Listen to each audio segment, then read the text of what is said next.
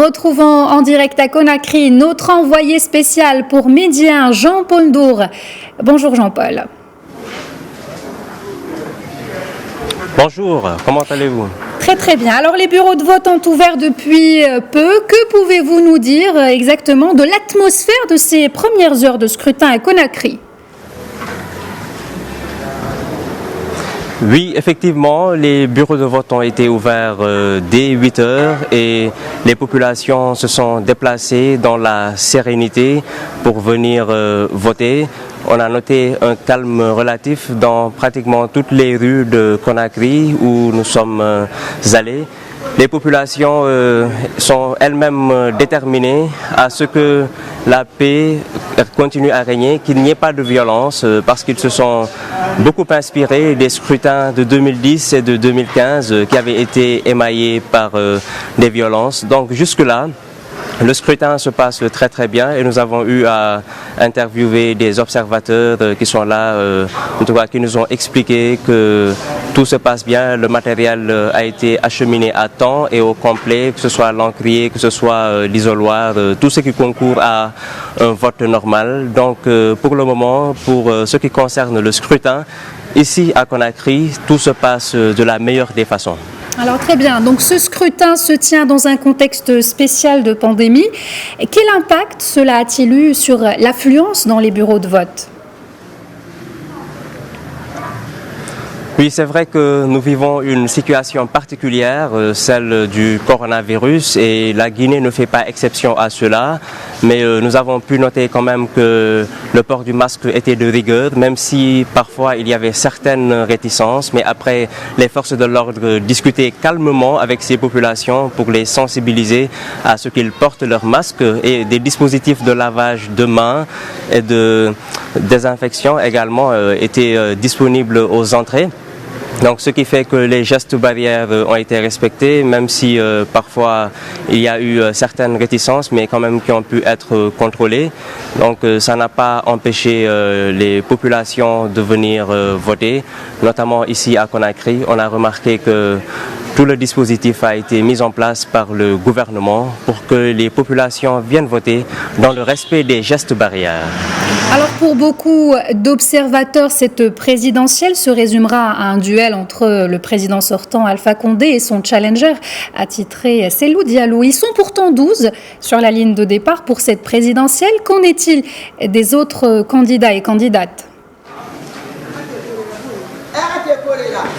En fait, c'est vrai qu'ils sont 12 sur la ligne de départ, mais on ne parle que des deux grandes forces en présence, notamment Cellou Dalein Diallo et Alpha Condé.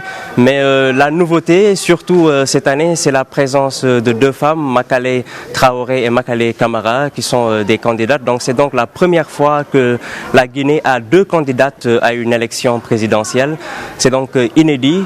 Mais les observateurs continuent de dire que les deux grands favoris sont le président sortant Alpha Condé et son farouche opposant Cellou Dalein Diallo. Mais quand même, certains pensent qu'il y en a qui peuvent créer la surprise. Et là, donc, on va continuer à suivre d'ici ce soir et les premières tendances qui vont tomber pour voir si une surprise sera créée. Mais quand même, les observateurs avertis de la politique guinéenne disent que ce serait vraiment très très étonnant qu'on puisse voir une troisième force venir inquiéter les deux forces en présence, les redoutables partis que sont ceux de Cellou Dalein Diallo et ceux d'Alpha Condé. Alors justement, le président Condé s'est acquitté de son devoir de citoyen il y a quelques minutes à peine. Comment s'est déroulée donc cette opération ? Oui, c'est vrai que là, c'est extrêmement compliqué. Il y a les forces de l'ordre qui s'approchent pour nous demander de nous déplacer, mais nous avons discuté avec eux. Et donc, là, le président Alpha Condé est venu vers 11 heures. Pour voter avec une task force restreinte. Nous sommes d'ailleurs dans le centre de vote où il a voté. C'est l'école des sourds de Boulbiné. C'est juste contigu au palais de la République. Et donc c'est là qu'il est venu avec une délégation restreinte. Et il y a eu des incidents, notamment au niveau de la porte d'entrée, parce qu'il y a des cadreurs qui ont été brutalisés.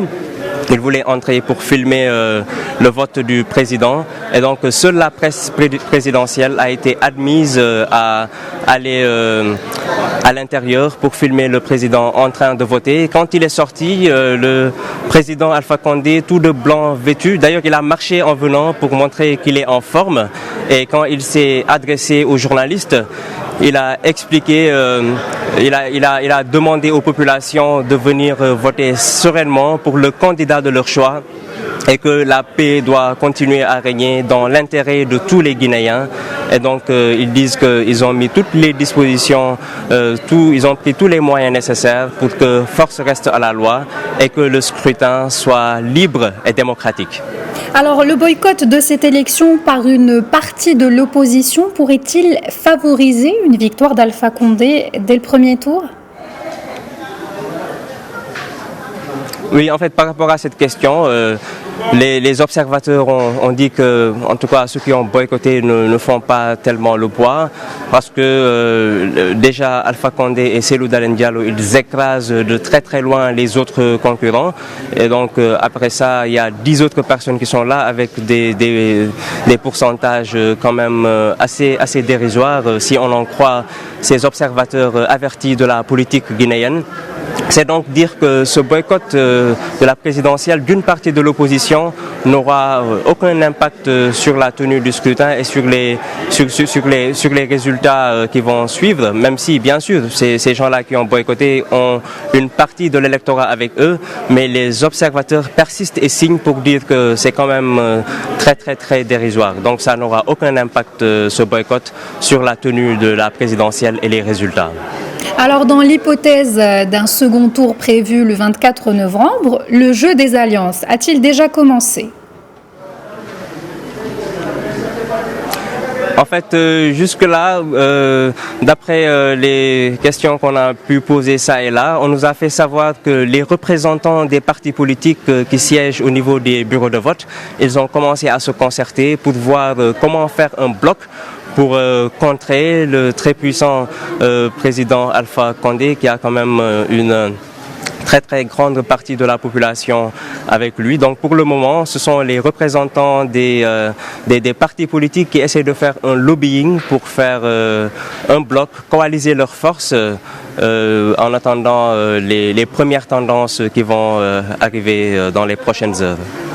Alors merci Jean-Paul Ndour pour toutes ces précisions. Depuis Conakry, je rappelle que vous êtes notre envoyé spécial. Merci à vous.